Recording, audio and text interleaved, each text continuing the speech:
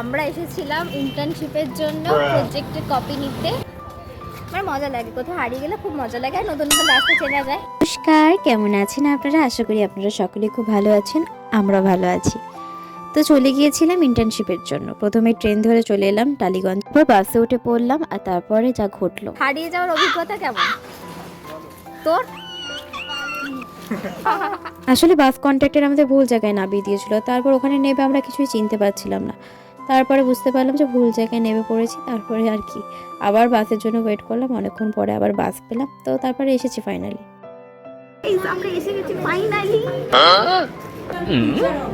এই যে আমাদের হয়ে গেছে কাজ শেষ, সেখানে আমরা সবাই মিলে বসে আছি। এই মুখটা দেখেই মনে হচ্ছে যেন কেউ চড় মেরেছে। আমরা অনেক স্ট্রাগল করেছি আজকে, অনেক স্ট্রাগল করেছি আজকে, করে আমাদের কাজ কমপ্লিট হয়েছে। আমরা অনেক চাকরি বাকরি পেয়েছি।